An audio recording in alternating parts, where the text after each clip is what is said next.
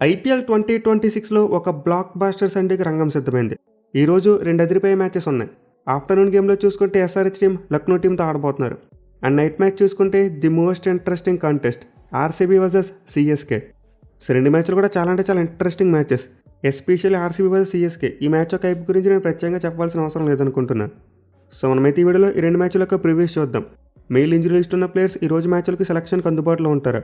అలాగే 4 జట్లు తమ ప్లేయింగ్ 11స్లో ఎలాంటి మార్పులు చేసే అవకాశం ఉంటుంది. ఇలాంటి ఇంట్రెస్టింగ్ విషయాలన్నీ కూడా ఈ వీడియోలో డిస్కస్ చేసుకుందాం. సో ముందుగా ఆఫ్టర్నూన్ గేమ్ విషయానికి వస్తే SRH versus LSG Uppal stadium వేదికగా ఆడబోతున్నారు. అండ్ ఈ మ్యాచ్లో అయితే మనం స్ట్రైట్ అవే భారీ స్కోర్లు ఎక్స్పెక్ట్ చేయవచ్చు. ఇన్ఫ్యాక్ట్ హైదరాబాద్లో మ్యాచ్ అంటేనే ఎస్ఆర్హెచ్ బ్యాట్స్మెన్ పూనకాలు వచ్చినట్టు ఆడతారు. సో ఈ మ్యాచ్లోకి అయితే ఎస్ఆర్హెచ్ టీం మంచి విక్టరీతో వస్తున్నారు. లాస్ట్ మ్యాచ్లో కేకేఆర్ టీం మీద ఒక భారీ విజయం సాధించడం చూసాం. వేరేజ్ లక్నో టీం చూసుకుంటే వాళ్ళైతే డీసీ టీం మీద ఓడిపోయి వస్తున్నారు. అయితే ఆ మ్యాచ్లో లక్నో టీం యొక్క పేస్ బౌలర్స్ చాలా మంచిగా బౌలింగ్ వేయడం చూసాం. సో దీంతో ఈరోజు కాంటెస్ట్ అయితే చాలా ఇంట్రెస్టింగ్గా ఉండబోతుంది. ఇక 2 జట్ల మధ్య హెడ్ స్టాట్స్ చూసుకుంటే లక్నో టీంకి అప్పర్ హ్యాండ్ కనిపిస్తుంది. మొత్తం ఈ 2 జట్లు 6 మ్యాచ్లో తలబడితే 2 మ్యాచ్లో మాత్రం ఎస్ఆర్హెచ్ వాళ్ళు గెలిచారు. వేరేజ్ లక్నో టీం 4 మ్యాచ్లో గెలిచింది. అయితే ఎస్ఆర్హెచ్ టీం గెలిచిన 2 మ్యాచ్లు కూడా చాలా రీసెంట్గా వచ్చాయి. అంటే 2 జట్లు తలపడి గత 3 మ్యాచ్లు ఎస్ఆర్హెచ్ వాళ్ళు 2 గెలిచారు. విచ్ మీన్స్ ఎస్ఆర్హెచ్ టీం దగ్గర రీసెంట్ మొమెంటం ఉంది. కానీ ఈ మ్యాచ్ ఆడపోయి ఉప్పల్ స్టేడియంలో చూసుకుంటే మాత్రం లక్నో వాళ్ళకి ఎడ్జ్ కనిపిస్తుంది. వాళ్ళైతే ఈ గ్రౌండ్లో ఆడిన 3 మ్యాచ్లో 2 మ్యాచ్లు గెలిచారు. ఒక్క దాంట్లోనే ఓడిపోయారు. పర్టికులర్గా గతంలో 2 జట్ల మధ్య ఇదే గ్రౌండ్లో ఒక ఆఫ్టర్నూన్ గేమ్ ఆడారు. అండ్ ఆ గేమ్లో చూసుకుంటే లక్నో టీం గెలిచిందే. సో డెఫినెట్లీ ఎస్ఆర్హెచ్ వాళ్ళు అయితే తమ హోమ్ గ్రౌండ్లో ఫేవరెట్స్గా ఉంటారు. బట్ అలా అని చెప్పి లక్నో టీం ఎక్కడ కూడా తక్కువ అంచనా వేయకూడదు. డెఫినెట్లీ వాళ్ళైతే చాలా హెవీ కాంపిటీషన్ ఇచ్చేందుకు అవకాశం ఉంటుంది. ఇక ఈ మ్యాచ్ ఆడపోయి ఉప్పల్ స్టేడియం యొక్క పిచ్ రిపోర్ట్ చూసుకుంటే కంప్లీట్గా ఒక బ్యాటింగ్ ఫ్రెండ్లీ వికెట్ అని చెప్పుకోవచ్చు. పర్టికులర్గా ఈ మ్యాచ్ని అయితే పిచ్ నెంబర్ 2 మీద ఆడబోతున్నారంట. అండ్ లాస్ట్ ఇయర్ ఇదే పిచ్ మీద ఒక ఆఫ్టర్నూన్ గేమ్ చూసాం. రాజస్థాన్ రాయల్స్ టీం మీద ఎస్ఆర్హెచ్ బ్యాట్స్మెన్ విరుచుకుపడ్డారు. 286 రన్స్ కొట్టారు. అండ్ ఆర్ఆర్ టీం కూడా గట్టిగానే రెస్పాన్స్ ఇచ్చింది. 242 రన్స్ కొట్టారు. సో ఈ మ్యాచ్లో కూడా మరోసారి మనం ఒక మంచి బ్యాటింగ్ ఫ్రెండ్లీ వికెట్ని ఎక్స్పెక్ట్ చేయవచ్చు.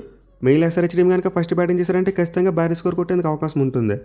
అయితే మ్యాచ్కి వెదర్ ఫోర్కాస్ట్ చూసుకుంటే కాస్త డౌట్ఫుల్గా కనిపిస్తుంది. మెయిల్ హైదరాబాద్లో రెయిన్స్ కారణంగా ఎల్లో అలర్ట్ కూడా జారీ చేశారంట. సో మ్యాచ్ జరిగే టైంలో అయితే కొంతవరకు రెయిన్ పడేందుకు అవకాశాలు కనిపిస్తున్నాయి. At the same time pitch ఏమైనా లాస్ట్ ఫీ డేస్గా కవర్స్ కింద ఉంచితే మేబీ బౌలింగ్ కూడా అనుకూలించవచ్చు. ఎస్పెషల్లీ పిచ్ మీద మాస్టర్ ఉంటే మాత్రం ఖచ్చితంగా పేస్ బౌలర్స్ బాల్ని బాగా స్వింగ్ చేయగలుగుతారు.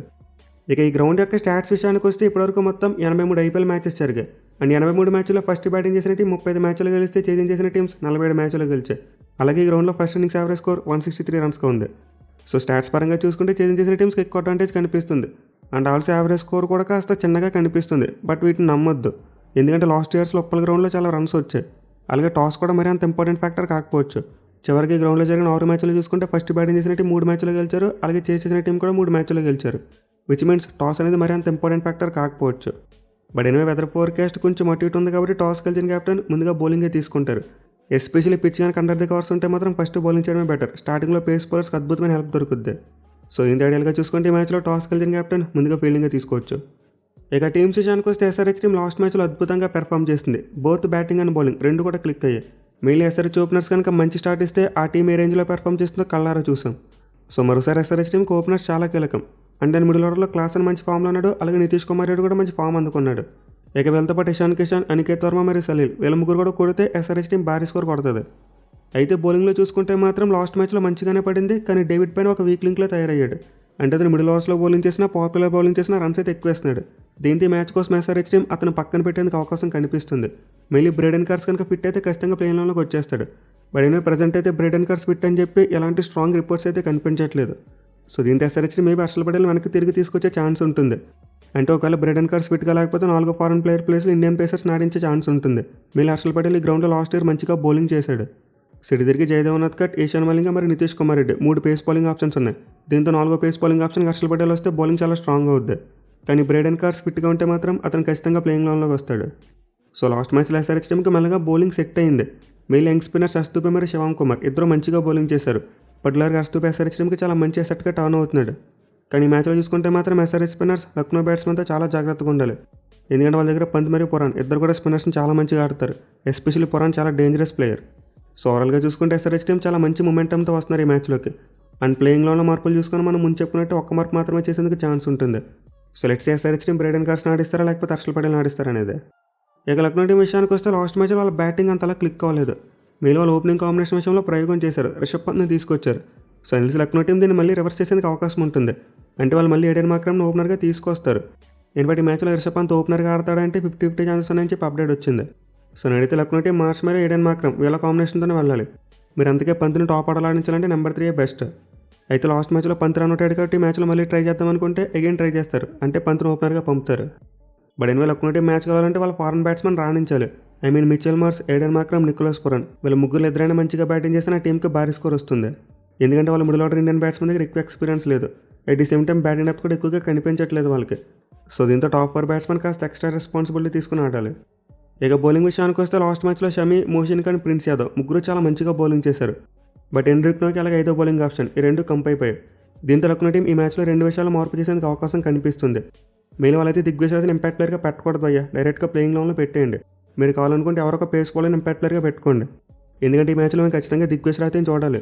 లాస్ట్ టైం లక్నో మరి ఎస్ఆర్ఎస్ తలపడినప్పుడు చూసాం, దిగ్విజయ్ రాజు మరి అభిషేక్ శర్మ మధ్య ఒక మంచి ఫైరీ మూమెంట్ చూసాం. సో ఇంత చూసే వాళ్ళకి మజా కావాలంటే దిగ్విజయ్ రాజు లాంటి ప్లేయర్ ఖచ్చితంగా ప్లేయింగ్ లెవెల్లో ఉండాలి. వేరే ఎండ్రిక్ నోకి విషయానికి వస్తే అతను పక్కన పెట్టి మయాంక్ యాదవ్ని తీసుకొచ్చేందుకు అవకాశం కనిపిస్తుంది.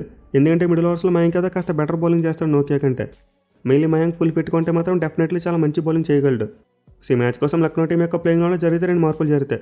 అంటే షాబాజ్ అహ్మద్ ప్లేస్లో దిగ్విజయ్ రాజు ప్లేయింగ్ లెవెల్లోకి వస్తాడు. అట్ ది సేమ్ టైం ఎండ్రిక్ నోకియాని పక్కన పెట్టి మయాంక్ యాదవ్ ఆడించేందుకు ఛాన్స్ ఉంటుంది. ఇక ప్లేయర్ బ్యాటిల్స్ విషయానికి వస్తే అభిషేక్ శర్మ వర్సెస్ మహమ్మద్ షమి చాలా ఇంపార్టెంట్ బ్యాటిల్.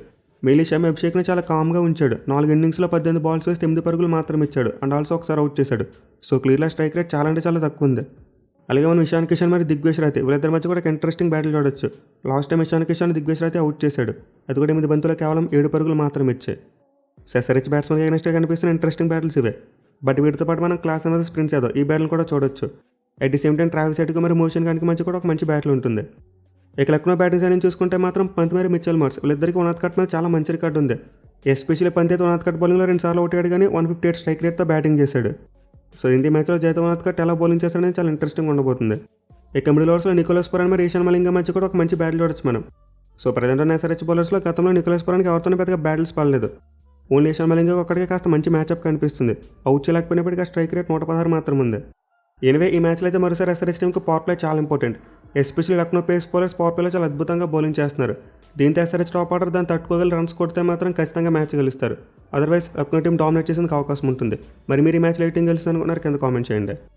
ఇక ఈరోజు సెకండ్ మ్యాచ్ చూసుకుంటే ఆర్సీబీ వర్సెస్ సిఎస్కే చాలా అంటే చాలా interesting match. Mainly CSK team వరుసగా 2 మ్యాచ్లు ఓడిపోయారు ఈ సీజన్లో. దీంతో ఈ మ్యాచ్లో ఎలాగైనా సరే గెలిచి కంబ్యాక్ ఇవ్వాలని చూస్తారు. బట్ వాళ్ళకైతే అంత ఈజీ కాకపోవచ్చు. ఎందుకంటే ఆర్సీబీ టీం చాలా మంచి ఫామ్లో ఉన్న టీం. ఫస్ట్ మ్యాచ్లో గెలిచారు. మెయిన్ వాళ్ళు డిఫెండింగ్ ఛాంపియన్స్. పైగా ఈ మ్యాచ్ తమ సొంత గడ్డైన చిన్నస్వామి స్టేడియం మీద ఆడబోతున్నారు. సో డెఫినెట్లీ మ్యాచ్లో అయితే ఆర్సీబీ టీమే ఫేవరెట్స్గా బరిలో దిగుతారు. బట్ లాస్ట్ టైం 2 జట్ల మధ్య ఒక క్లోజ్ మ్యాచ్ చూసాం మనం. మెయిన్లీ యంగ్స్టర్ ఆయుష్ మాత్రే ఒక మైండ్ బ్లోయింగ్ ఇన్నింగ్స్ ఆడాడు. కానీ ఆర్సీబీ టీం చివరిలో తమ నర్సును ఓల్డ్ చేసుకుని మ్యాచ్ని 2 పరుగుల తేడాతో గెలిచారు. సో ఇందులో సిఎస్కే టీం వీక్గా ఉంది. వరుసగా 2 మ్యాచ్లు ఓడిపారని చెప్పి వాళ్ళని ఎక్కడ కూడా తక్కువ అంచనా వేయడానికి వీలు లేదు. వాళ్ళ టీంలో స్టిల్ మ్యాచెస్ను ఒంటి చేతితో గెలిపించగలిగే మ్యాచ్ విన్నర్స్ ఉన్నారు. ఓన్లీ ప్రాబ్లం వల్ల వాళ్ళ బౌలర్స్ కంటిన్యూస్గా ఫెయిల్ అవుతున్నారు. 2 జట్ల మధ్య అటాక్ స్టాట్స్ చూసుకుంటే మాత్రం సిఎస్కే డామినేషన్. మొత్తం 2 జట్లు 35 మ్యాచ్లో తలపడితే సిఎస్కే వాళ్ళు 21 మ్యాచ్లో గెలిచారు. వేరే ఆర్సీబీ టీం 13 మ్యాచ్లో గెలిచింది. మరో మ్యాచ్లో ఫలితం రాలేదు. కానీ రీసెంట్ ఫామ్ చూసుకుంటే మాత్రం ఆర్సీబీ టీం డామినేషన్ ఉంది.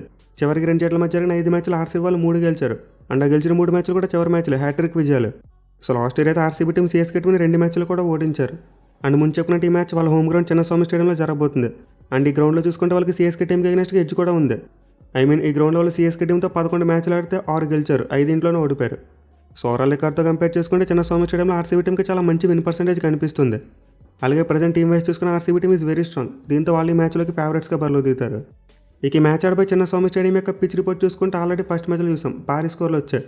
మెయిల్ ఆర్సీబీ టీం 200+ టార్గెట్ని కేవలం 15 ఓవర్స్గా కొట్టేశారు. సో ఇంత మరోసారి మనం అలాంటి కైండ్ ఆఫ్ బ్యాటింగ్ ఫ్రెండ్లీ వికెట్ని ఎక్స్పెక్ట్ చేయవచ్చు. బట్ ఈ మ్యాచ్ కూడా లిటిల్ బిట్ రెయిన్ థ్రెట్ కనిపిస్తుంది. దీంతో మ్యాచ్కి ముందు కానీ మ్యాచ్ టైంలో కానీ పిచ్ మీద ఏమైనా మ్యాచ్లు ఉంటే మాత్రం పేస్ బౌలర్స్కి చాలా అనుకూలంగా మారిపోద్ది. ఇన్ఫాక్ట్ హిస్టారికల్గా చిన్నస్వామి స్టేడియంలో పేస్ బౌలర్స్కి ఎప్పుడూ హెల్ప్ ఉంటుంది.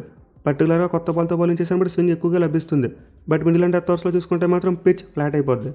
సో సేమ్ ఫస్ట్ మ్యాచ్లోనే మరోసారి ఇనిషియల్గా పేస్ బౌలర్స్కి హెల్ప్ ఉంటుంది. ఇక గ్రౌండ్ యొక్క స్టాట్స్ విషయానికి వస్తే ఇప్పటివరకు మొత్తం 101 ఐపీఎల్ మ్యాచెస్ జరిగాయి.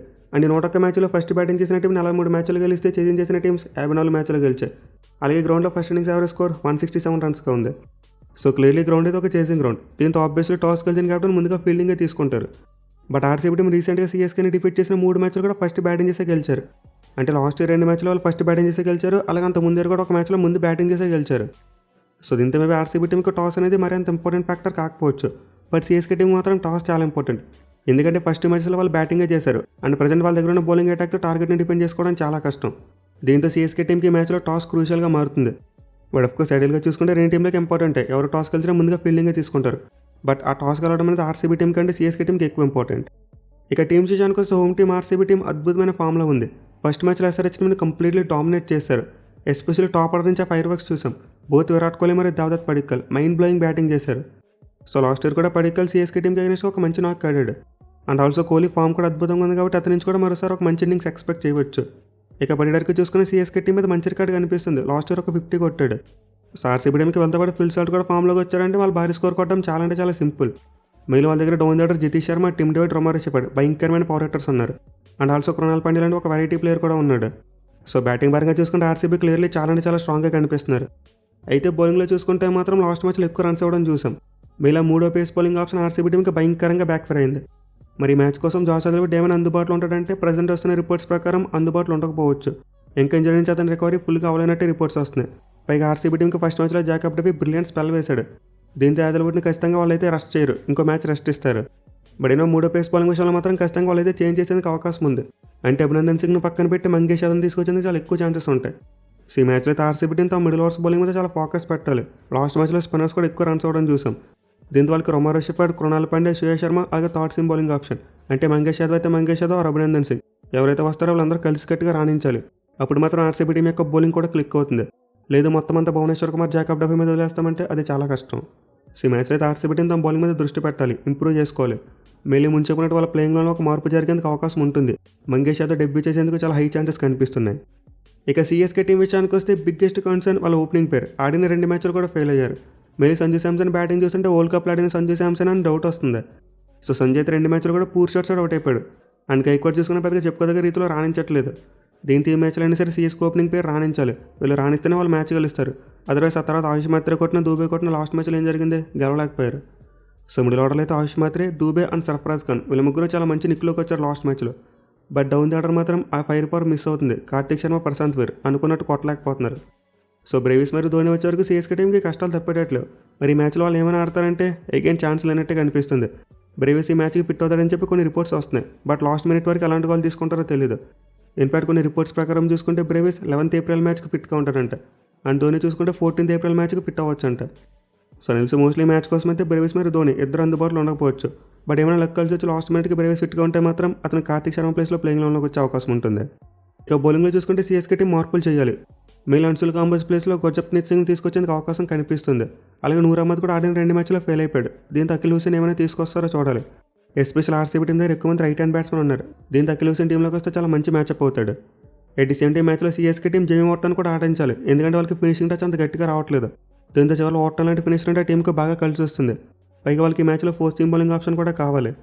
సో మొత్తం ఈ మ్యాచ్ కోసం అయితే సిఎస్కే ప్లేయింగ్లో ఒక 2 to 3 చేంజెస్ జరిగేందుకు అవకాశం కనిపిస్తుంది. మెయిన్ వాళ్ళ బౌలింగ్ లైన్లో ఖచ్చితంగా మార్పులు చేసుకోవాలి. మరి మీరు సిఎస్కే టీం ఎలాంటి మార్పులు చేస్తే బాగుంటుందో కింద కామెంట్ చేయండి. ఇక ప్లేయర్ బ్యాలెన్స్ విషయానికి వస్తే విరాట్ కోహ్లీ మరోసారి విజృంభించేందుకు అవకాశం కనిపిస్తుంది. ఎందుకంటే ఖలీల్ అహ్మద్కి అగైనెస్ట్గా అతని రికార్డ్ మామూలుగా లేదు. 6 ఇన్నింగ్స్లో 25 బంతుల్లోనే 46 పరుగులు చేశాడు. స్ట్రైక్ రేట్ 184 ఉంది. సో ఈ మ్యాచ్లో ఖలీల్ కోహ్లీకి అగైనెస్ట్గా ఎలాంటి ప్లాన్తో వస్తాడో చూడాలి. అండ్ దాని మిడిల్ ఓవర్స్లో చూసుకుంటే అంత ఇంట్రెస్టింగ్ బ్యాటిల్స్ ఏమీ కనిపించట్లేదు. ఎందుకంటే సిఎస్కే బౌలర్స్ అందరూ కూడా కొత్త వాళ్ళే. బట్ ఏమో నూర్ అహ్మద్ ఆడితే మాత్రం పడిక్కల్కి మరి అతనికి మధ్య బ్యాటిల్ చూడొచ్చు. ఎందుకంటే ప్రీవియస్గా నూరు పడిక్కల్ని ఒకసారి అవుట్ చేశాడు. అది కూడా చాలా తక్కువ రన్స్ ఇచ్చే. ఇక సిఎస్కే బ్యాటింగ్ సైడ్ ఏం చూసుకుంటే ఆయుష్ మాత్రమే ఈ మ్యాచ్లో ఏమైనా ఓపెనర్గా ఆడిస్తారేమో చూడాలి. ఎందుకంటే అతనికి భువనేశ్వర్ కుమార్ మీద మామూలు రికార్డు లేదు. లాస్ట్ ఇయర్ ఆడిన 1 ఇన్నింగ్స్లో 12 బంతులు 38 పరుగులు చేశాడు. దీంతో మేబీ సిఎస్కే టీం ఈ మ్యాచ్లో అతను ఓపెనర్గా ఆడిస్తే బాగుంటుందేమో. ఎట్ ది సేమ్ టైం మాత్రం జాకబ్ డెఫీని కూడా కౌంటర్ చేయడానికి అవకాశం ఉంటుంది. ఎందుకంటే అతను పేస్ బౌలర్స్ని చాలా బాగా పిక్ చేస్తున్నాడు. సో ఖచ్చితంగా మరోసారి సిఎస్కే టీంకి పవర్ ప్లే చాలా ఇంపార్టెంట్. సంజు శాంసన్, రుతురాజ్ గైక్వాడ్, ఆయుష్ మాత్రే వీళ్ళ ముగ్గురు జాకబ్ డెఫీ, భువనేశ్వర్ కుమార్ ఎలా ఫేస్ చేస్తారనేది మ్యాచ్ యొక్క ఫలితం ఆధారపడి ఉంటుంది. అయితే గతంలో చూసుకుంటే మాత్రం వాళ్ళ మధ్య ఎక్కువ బ్యాటిల్స్ జరగలేదు. సంజు శాంసన్ భూమి 4 times అవుట్ చేశారు, కానీ మోస్ట్లీ 50-50 బ్యాటిల్. అంటే సంజు కూడా రన్స్ కొట్టాడు. ఇక మిడిల్ ఓవర్స్లో చూసుకుంటే దూబే వర్సెస్ కృణాల్ పాండ్యా. సో గతంలో అయితే కృణాల్ దూబేని అవుట్ చేయలేదు, కానీ కామ్గా ఉంచాడు. 3 ఇన్నింగ్స్లో 16 బాల్స్ వేస్తే 19 పరుగులు మాత్రమే ఇచ్చాడు. దీంతో ఈ మ్యాచ్లో అతనితో పాటు శ్రేయస్ శర్మ దూబేని ఎలా కంట్రోల్ చేస్తారో చూడాలి. సో ఓవరాల్గా చూసుకుంటే ఈ మ్యాచ్లో main battle RCB new ball bowlers versus CSK batsmen, అంటే వాళ్ళ top 5 batsmen. Mainly power play CSK team wickets కోల్పోకుండా ఆడితే మాత్రం ఖచ్చితంగా భారీ స్కోర్ కొడతారు. అదర్వైజ్ వాళ్ళు పవర్ ప్లేలో ఒక 2-3 వికెట్లు కోల్పోయారు, ఎట్టేగాని వాళ్ళు చిన్న స్కోర్ ఆల్అౌట్ అయిపోయేందుకు అవకాశం ఉంటుంది. సో లెట్స్ సీ ఈ మ్యాచ్లో ఆర్సీబీ టీం యొక్క జోరు కొనసాగుతుందా, లేకపోతే సిఎస్కే టీం ఏమైనా షాకింగ్ కంబ్యాక్ ఇస్తారా? మీరైతే ఏ టీం గెలిచిందనుకున్నారు కింద కామెంట్ చేయండి. Thank you for watching. Have a nice day.